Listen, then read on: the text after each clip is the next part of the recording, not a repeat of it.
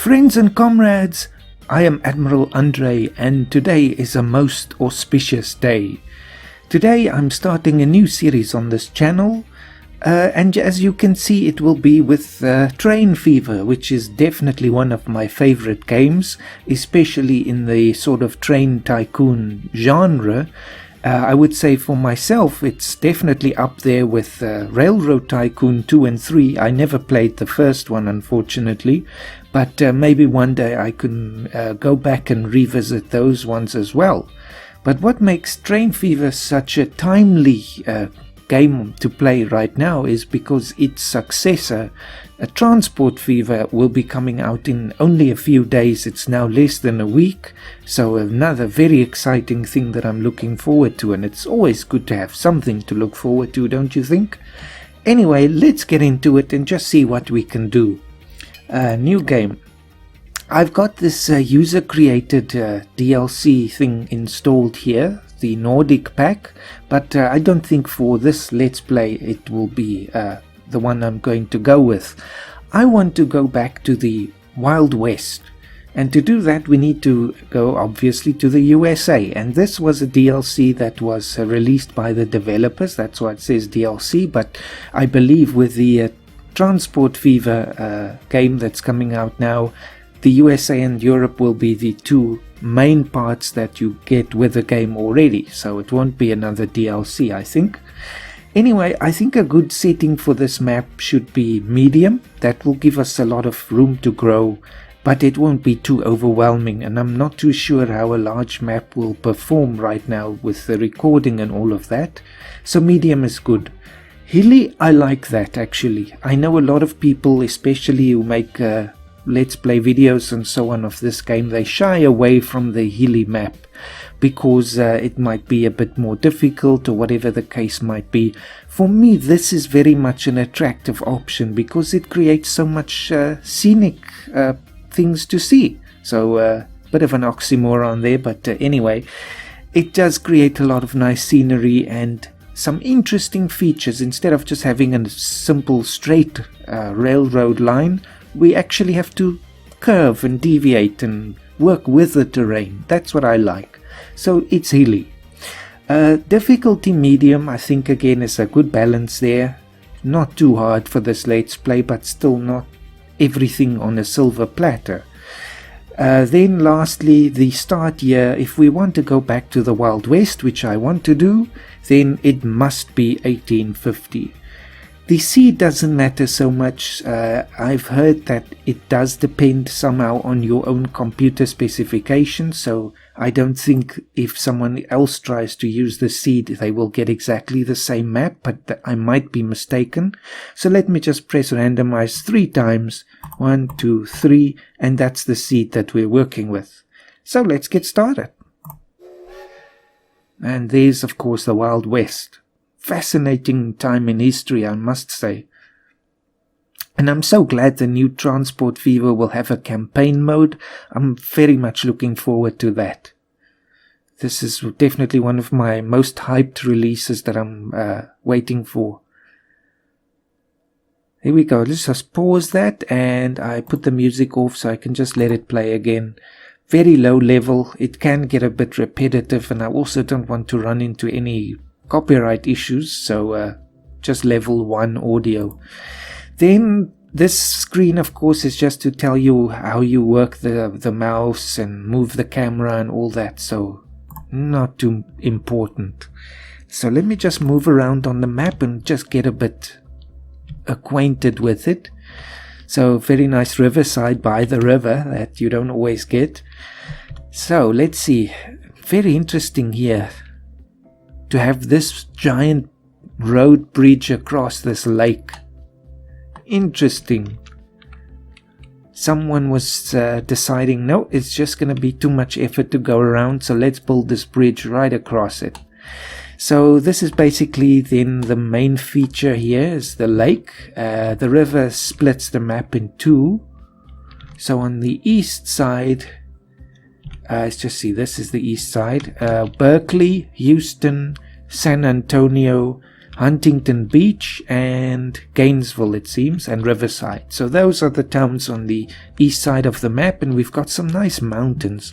You see, this is why I like the hilly map. It doesn't make the whole map, you know, like it's all rolling hills, but it does give, so for example, this is a nice flat area, and then you can sort of wind the tracks in between the hills. You follow the road sometimes, that gives you a nice easy option, or through here, for example.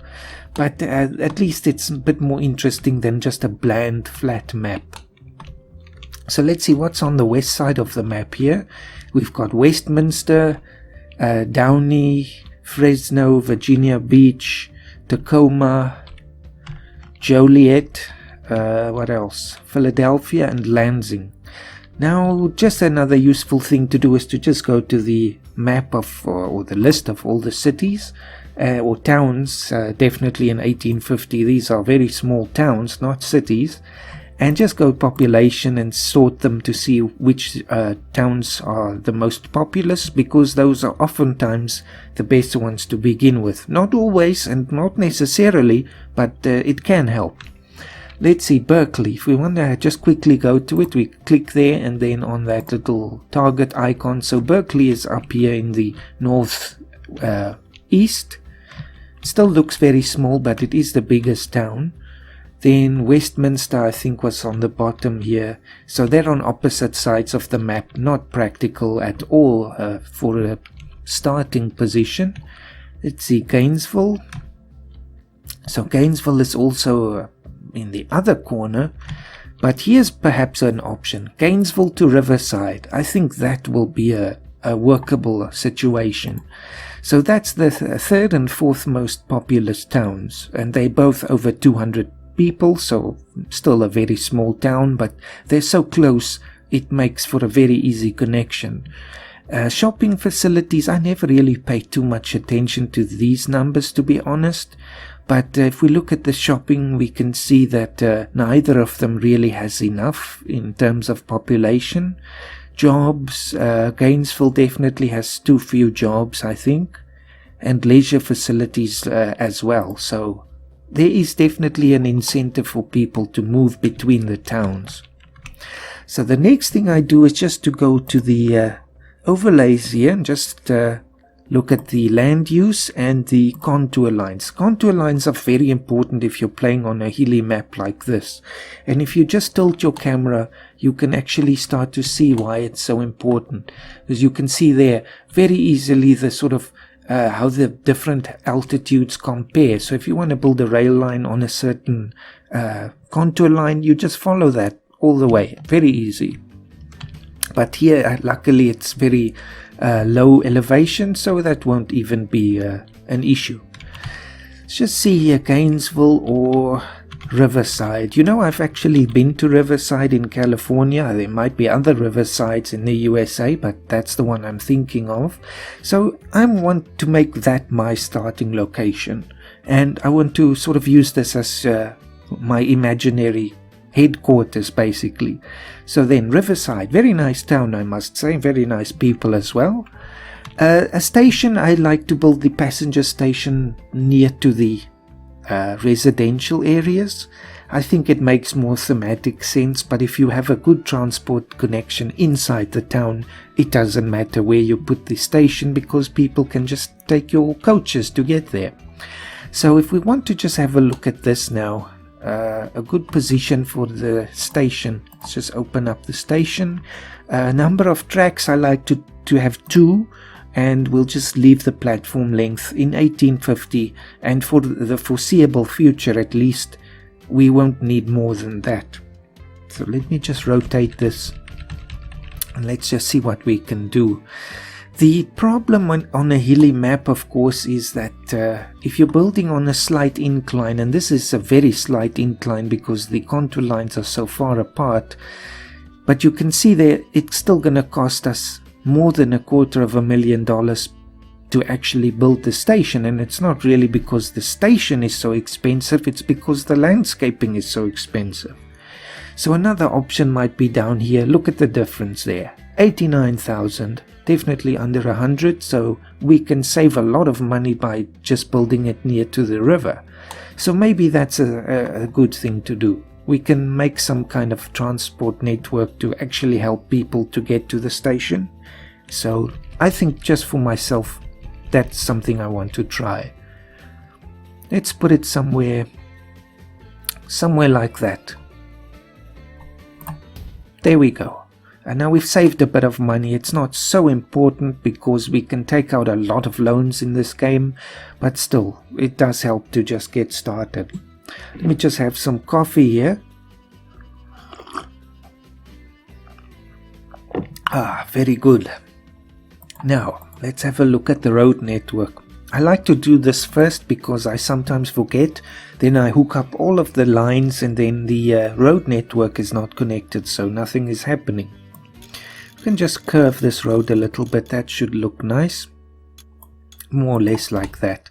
Of course, the towns will expand and build roads on their own, but it does help to just get some infrastructure here to reach the station. Perhaps like that. And then we can just use the smaller road to connect to the station, since that won't carry too much traffic on its own. But now we have got this weird dangling end here that I would like to connect. Likewise with this one, but I think this one I'm going to leave because the town will handle this on its own. And if I want to make this connection, I'm going to have to delete these houses. And it isn't absolutely prohibitively expensive to do that, but I still want to avoid it where possible. So let's channel this road behind these buildings and then just have it sort of come in at a nice curve. I just can maybe upgrade this piece of road a little bit, just help the town a bit, and then just continue. Maybe just something like that. Then of course they can take care of the rest. And that gives some new area for the town to expand in as well. I like that. It makes it nice and balanced, I think. So the next step for me is always to go to the other town and start with a station. I don't like to just lay the track now. I first want to know where I'm going. So since we're starting so close to the river, I think it might just be helpful to stay close to it again and keep that elevation. Doesn't matter when we're going long distances, of course, but since we can control that right now, let's do that. So luckily at this point in Gainesville, the residences are quite accessible, so it's not on a very steep incline. Just see if we can put it something like this. Now the other thing that I want to keep in mind is, can we continue on from Gainesville? Since it's in the southeast corner here, there's no room for further growth on this side, but we could perhaps channel a track through to Huntington Beach, or perhaps even through the mountains there, so it still will pay to have a double track going through the station. If I know it's a dead end, we can just make it a single track so that the trains can share the station, since there's nothing passing through. So let's put it here. Unfortunately, some farmers are about to lose their land, but the price of progress, I guess. Something like that. There we go. Then we just continue the roads again. Very simple. Just something like that. And then it wants to do that, unfortunately, but we can work with that. Then I just bring it back. There, so it's a bit of a curve again. It's not all these right angles. The rest of the town I think I can just leave. If I see obvious things, sometimes I fix them. For example, this here, but it will take me now destroying the houses, so I'm rather going to leave that. So now we can just build the tracks. Let's have a look. And luckily this is going to be a very easy run, and also just pretty much straight. But I do want to cross the river, just have a nice scenic trip for the people to take. So let's start on this side. I'm going to make this a double track right off the bat because we can take quite a few trains running on this track, especially because of the relatively large populations and because the locomotives will be quite slow in this age, so having a couple of trains will not hurt.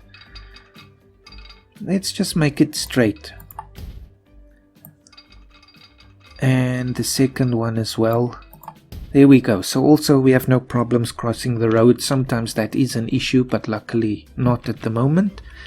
So let me take this one and just see what it presents for us if I just move around a little bit here. Oh, that's nice. Yes, I like that. Just have a different bridge, I think. Since we're now going into the second half of the 19th century, I think we must embrace the era of industrialization and go with a steel bridge. It sort of fits the theme, I think. And then just approve that so the engineers can complete it. And likewise, but this usually is a bit cheaper, you can see, because even though we still have to build the bridge here, it costs less because the terrain has already been flattened there and the second track can just make use of that for the most part. There we go. Very nice. So the people will have a nice view crossing this river and we can just follow it all the way home, so to speak. Just have a gentle curve there. There's no way we're going to reach 120 kilometers an hour in this age, but I still want to have a bit of future proof built into the tracks here. Something like that. I do want to make things look nice as well. Now we might have a problem with this road because crossing things at a very sharp angle, as you can see, doesn't work. The game simply rejects it. That's something I believe they are fixing with the Transport Fever now, so I'm very much looking forward to that. You sort of have to cross at a right angle. You see that one works, but that one is rejected again. So it can be a bit finicky. Let me just close that one. Let's see what we can do. Since I don't want to deviate too far. Something like that perhaps. That's not bad at all. And then obviously we have to cross the road again. We're going to have a bit of a sort of a wall that a bit of a raise there, unfortunately. But the terrain is of course not perfectly smooth. Just see now, unfortunately I made things difficult for myself with this road. So what I'm going to do is I'm just going to delete it for now. You can always rebuild it. And it's quite cheap, it's just a dirt road. It's also good why it's useful to play on a paused mode just as you get started. Now you see some of this actually it wants to build a bridge here. That's simply not practical. Again, I must find just that right spot. Something like that. Doesn't look too bad, I think. And we just go straight into the station. There's a bit of a curve there at the end, but nothing major. So that's a very nice track, I must say. Now we just must complete the other one. And here also you can find sometimes that you run into difficulty, especially crossing the roads again. You see that whole stretch costs just 144,000. So it's quite cheap to build the second line. But here now, for example, we might run into trouble, but oftentimes you're fine. It's just if you're crossing, you know, near some kind of a join in the road and one of the tracks might work but the other one might not. So then you have to get very creative very fast. There we go. Excellent. I see now why there's a bit of a hill here. That's fine. You see also the hilly map is more realistic, I think. In real life, you know, the engineers have to deal with issues like this. So there we go. We still have $800,000 left. And the first line is complete, I must say. Very nice and a bit of scenery for the people. So let's just have a look. I might just continue this line a tiny little bit more in case the town decides to expand this road and get in my way there. Alright, something like that. So now I must just fix the road here again. Just try the same place.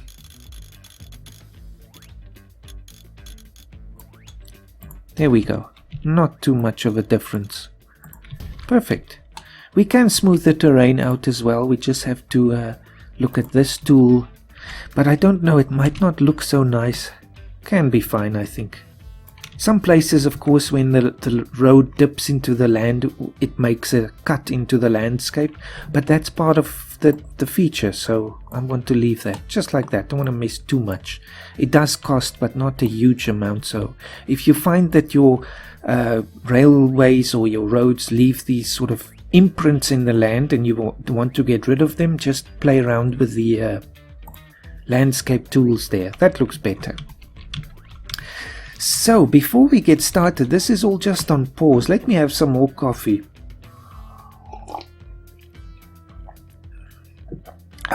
Just get some inspiration there. I might actually have to delete this road or these buildings here. You know, I think that's worth it. Let's just have a look. Okay, it's not as expensive as I feared. You know, some of these can reach $500,000. This one together is less than 100,000, so it's not a problem.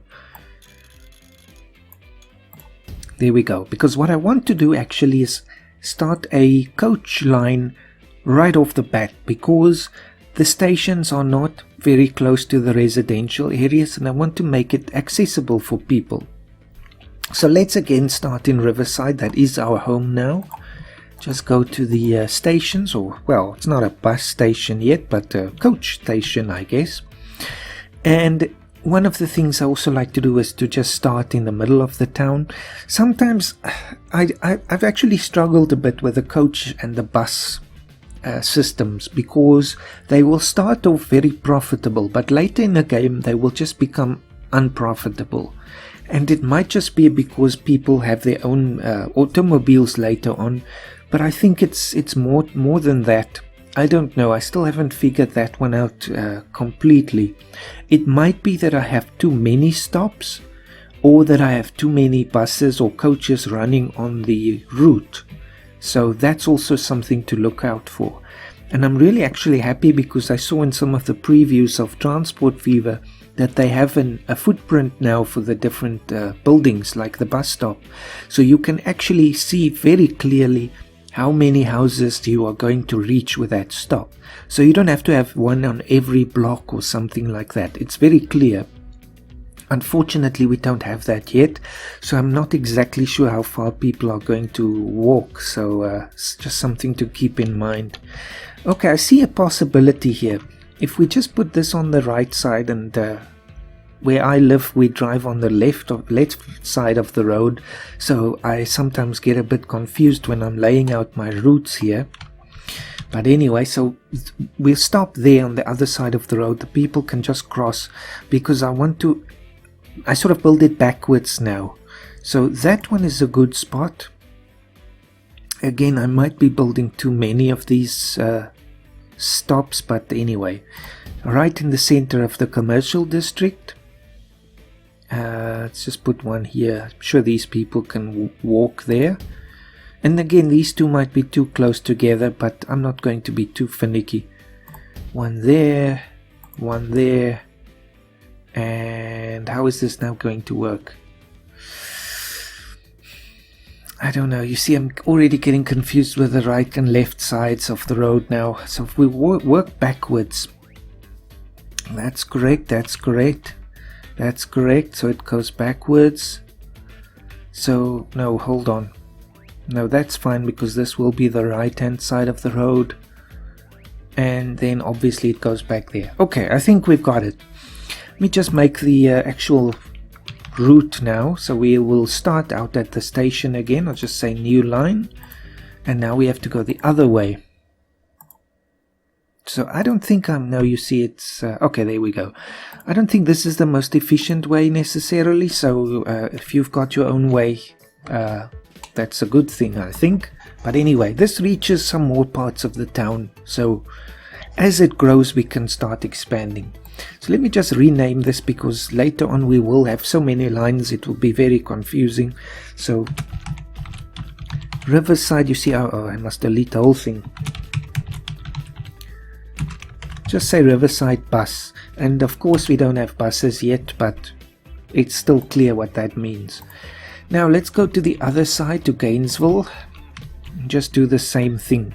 And that's where sometimes these kind of roads hanging on their own can be quite difficult, because now you're going to have to backtrack here. You can't just continue in a loop. So anyway, it's another thing to look out for. These I could connect potentially, but let's just leave it for now. Just do the same thing again. So on the right hand side there, backtrack so we can stop here. Obviously the brighter the buildings, the more people they contain, so you really want to make sure those areas are in your coverage. So we go back so we can stop by that leisure area and then come back through here. Then maybe just one here.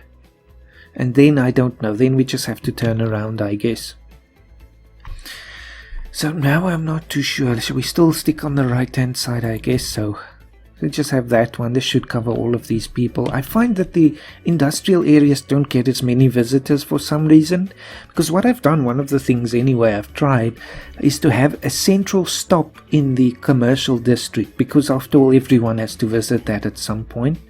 And then from there I have a dedicated line only serving the residences, only serving the leisure, if there's enough of that, and only serving the industrial areas.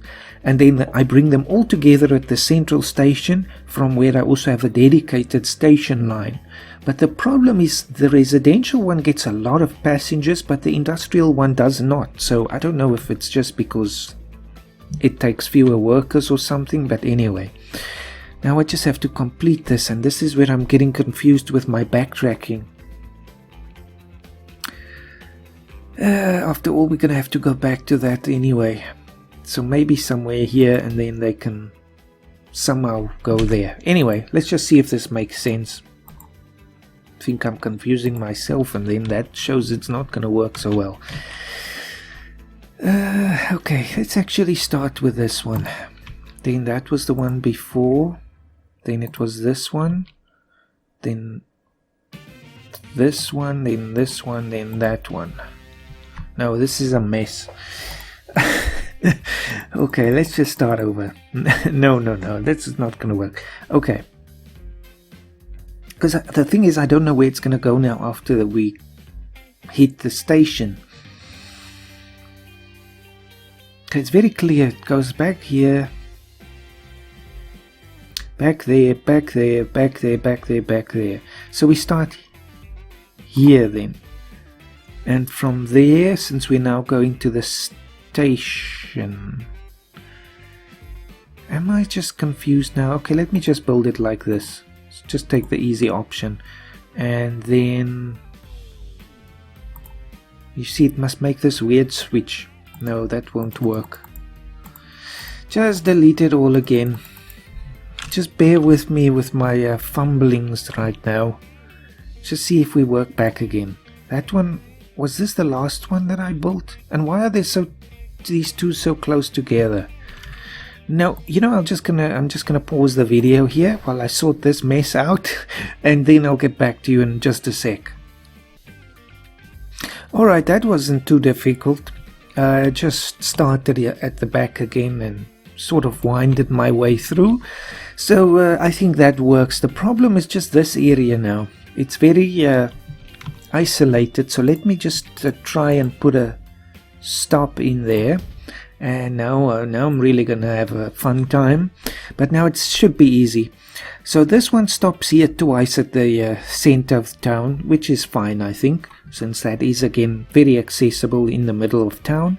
So then we'll hit number 5. So actually, yes, after number 4, so we just go on number 4, and then I say add station, and then make that number 5. There we go. Then the coaches just turn around and go through to the station.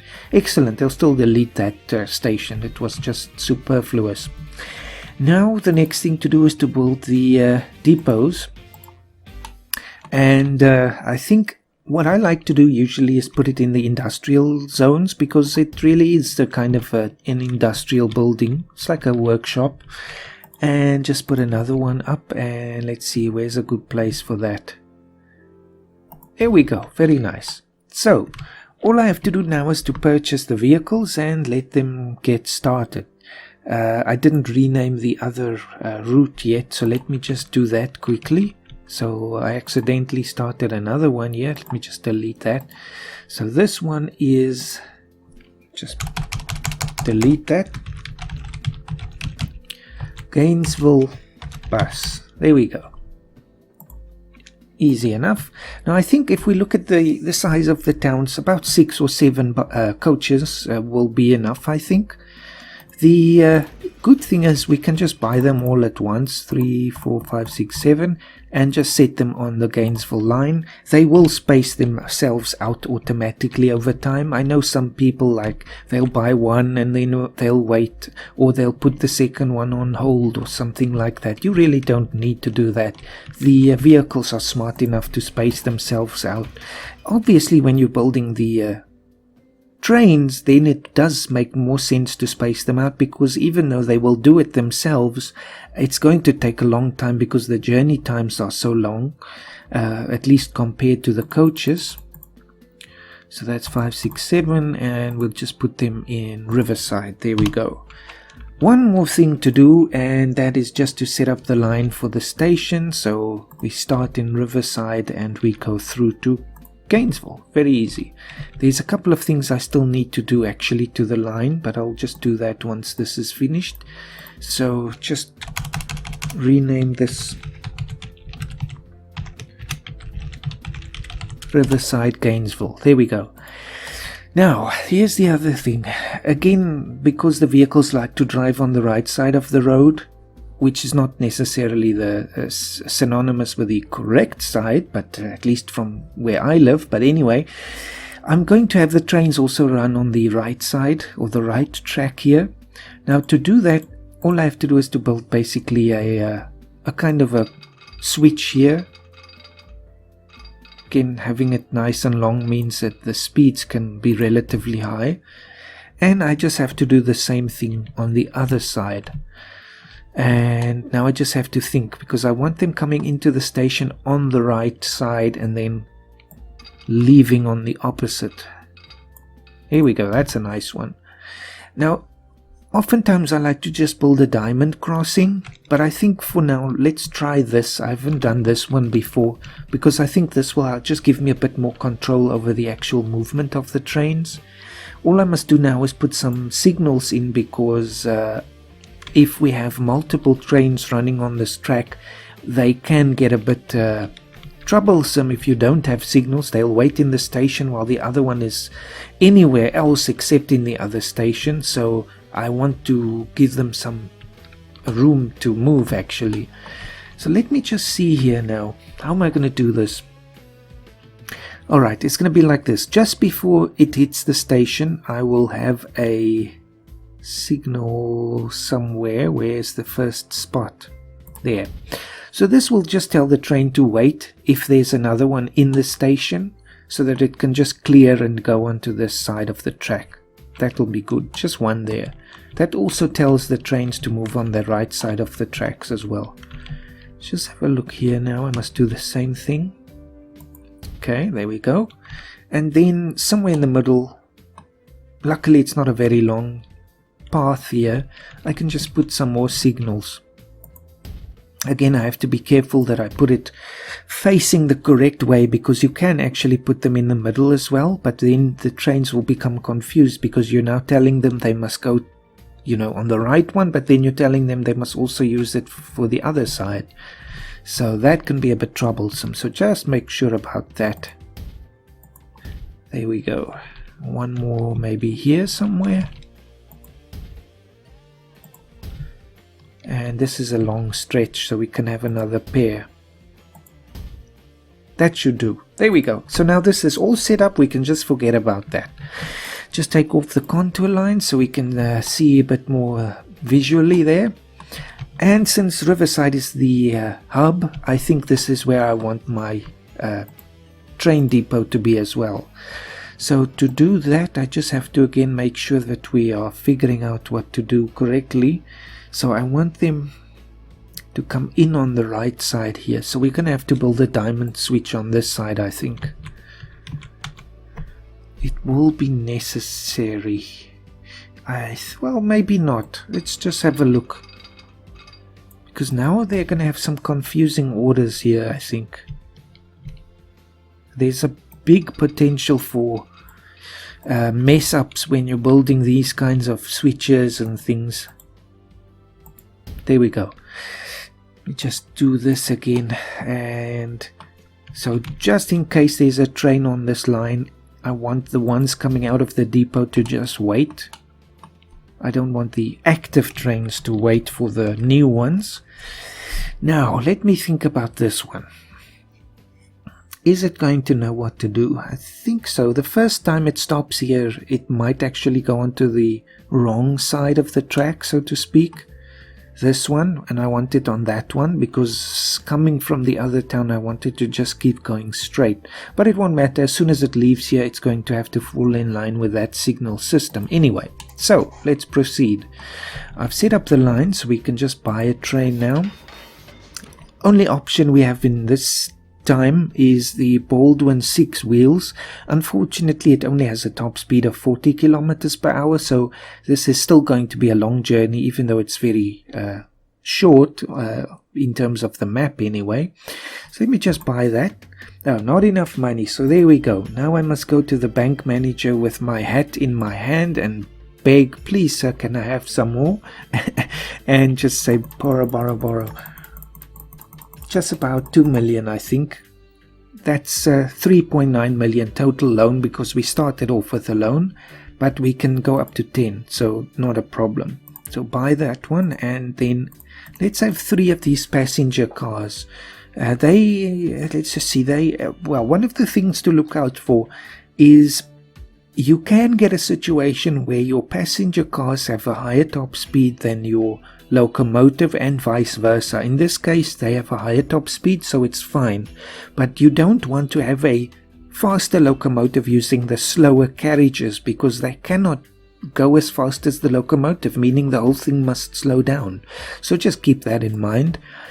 42 people, that's perfect. I don't think we're going to need more for one train, because I want it to be able to reach its top speed relatively easily, and its top speed is not exactly very stellar.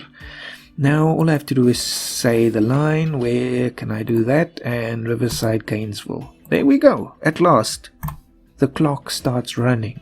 Let's just see if this works. Very nice there. Pullman wagon. Okay, it's going on the correct side. Very good. You see, they do have some modicum of intelligence, but oftentimes I get situations where they clash and the one train is blocking the other one and there's just no way out. So that's something to be very careful of in this Let's Play series. Okay, of course there'll be no one yet, because people are looking at this contraption and thinking, what is going on here? They've never seen anything like this. There we go, we're switching, that's correct. And they don't know whether to trust this. And you know, that was the case historically. I've got a book that explains the building of the railway lines here in Cape Town, the very first ones in the 1860s, I think. And people were actually very reluctant to take the trains. Some of them thought it's the devil's contraption, and you're not supposed to travel faster than you can with a horse or something like that. You're just flying off the tracks there, and you're just going faster than nature intended. But anyway, so there was a lot of opposition actually to the trains. And actually what I can do maybe sometime in the series is to read you some passages from that book as we proceed with our journeys. You know, actually there's another thing I like to do. I always like to follow along, as I'm doing right now, with the inaugural journey of the particular route. I won't do it later on, but just for now, so I can actually see what my handiwork looks like. And for the rest of this journey, let me just pause now and read you actually some of that book. So just bear with me. Okay, it took me a little while to actually find the book, but I've got it now. It's called The Head of Steel by Lennox van Onselen. And I'm on page 5 right now, and there's a description of a man taking one of the very first trains here in Cape Town. And it says there, "In our compartment, on a seat opposite me, there is a burly old farmer, shaggy in his rough countryman's clothes. I lean over and ask him why the countryside is so sparsely cultivated. He tells me that the farmers fear fire, that this hellish contraption of a locomotive, this work of the devil, has set fire to the countryside on more than one occasion. I inquire why he travels by train if it displeases him so. He replies gruffly that he is in a hurry to get home where his cow is expected to calve at any moment. He rumbles in his beard that mankind was not intended to be hurled over the good earth at speed. With an ox wagon, he says, a person may still pull up in time before going over into the bottomless abyss that encompasses the flat earth. I remind him that the world is round, not flat as he surmises. The old boor stares at me incredulously, then informs me indignantly that it does not behove a young man to make fun of his elders." It seems that the farmers gave ground for the railway as far from their houses as possible. They did not only fear the incendiary effect of the locomotive, but also deep within them they harbored a burning resentment towards all progress, towards any newfangled development that might interfere with their habitual way of life. They referred to the Bible, pointing out that man was intended to rely upon beasts of burden for transport and the garnering of his harvests. Engines were not mentioned in the Bible, therefore no provision was made for them. That they exist in reality is a sin in itself and a fact to be ignored. Now, this was in Cape Town, but I can imagine in this era the same kind of sentiments would be held by other people as well. This is 1850 now, so perhaps this was not so uncommon at that time. But anyway, now this book itself was, let me just see, it was published in 1962, but of course the accounts within the book come from about the 1860s, so you must just understand that that was the time. There was another thing that I saw, I think it was on page 25. We finally reached the Gainesville station now. Where was it now? Let me just see. There we go. Was another one as well. They speak here of a Dominee van Lingen. Now, a Dominee is a reverend, basically, a preacher. So he says here, Dominee van Lingen then turned to his followers and addressed them.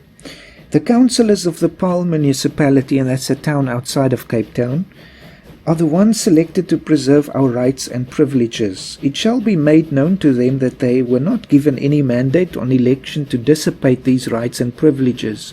We, the citizens of Paarl, object most strongly to this infernal machine passing through our town to disturb its serenity. They turned their mounts and trotted away to the chorus of jeers and catcalls from the riffraff in the rear. So anyway, there was some opposition. Let's see, then the railroad company tried to convince the people to, accept it, because the council could not allow this opportunity to foster trade slip through their fingers. They tried by every means to convince the townfolk that this was to their advantage to have ready access to Cape Town as an outlet for their considerable amount of produce that was produced in the district. Their pleas fell on deaf ears. Reverend van Lingen now circulated a petition which was signed by large numbers of residents. Armed with this petition, the Dominee and some of the church elders formed a deputation to the governor. That was a British colony at the time.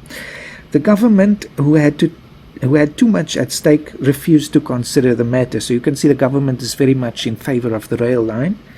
The railroad then approached Paarl, so it went ahead basically, passed through it and beyond, before the Reverend van Lingen made his next move. So you see there's a ongoing struggle, resistance against the railway. In fact, he had been slowly gaining support from the majority of his congregation.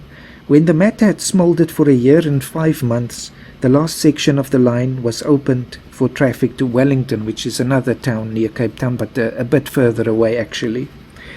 The very first Sunday the train passed through Paarl, The dominie stopped in the middle of his sermon and announced to the congregation that it was a sin for the train to run on a Sunday.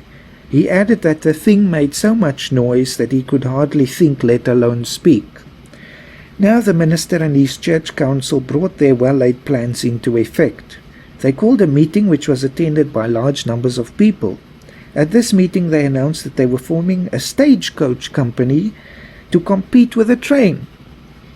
If it was properly supported by the townsfolk, the stagecoach could very well put the train out of business. That's what they hoped anyway.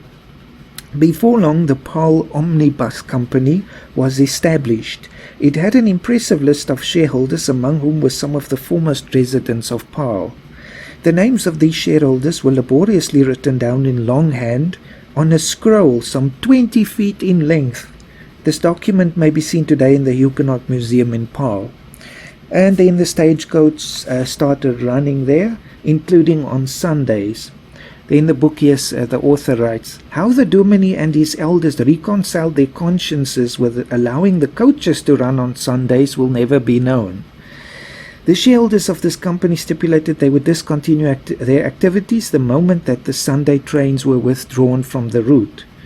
And then they write here, at first the Cape Town Rail Company treated the affair as the joke of the year. As time went by, however, the coaches received more and more support. The Cape Town Railway Company was never at any time a flourishing concern. Soon the railroad was doing no business at all on this section of the line. Eventually a meeting was called. It explained that the trains and so on was running without a passenger. Put to a vote, the motion was carried to suspend Sunday services on this section of the line. It is interesting to note that in a timetable of the Cape Government Railways for November 1894, no trains ran through Paarl to Wellington on Sundays. Commuters were able to travel only as far as Klapmuts, which is another station before that. I think before that. The Reverend van Lunge had won the day, and the day had extended almost into a half century. On the 4th of November and so on, and then they just write about the rest of it. So there we go. Very interesting, just to add a bit of extra flavor to this game. So there was actually a lot of opposition to these devilish infernal machines, and we tend to forget that today. But anyway, by the time that I've stopped rambling, a year has passed, so I've been talking for an entire year. But anyway, I think that's hilarious. So now we start to actually see some passengers, and I think I'm going to stop the video here so we can now continue building on this in the next episode. Do let me know, but it's probably going to be a bit too late by the time you leave a comment, but do let me know if you want to hear more from this Head of Steel book. It could be interesting just because it's unique. No one else is doing that with this game. So anyway, hope to see you in the next episode. Have a fantastic day. Keep well.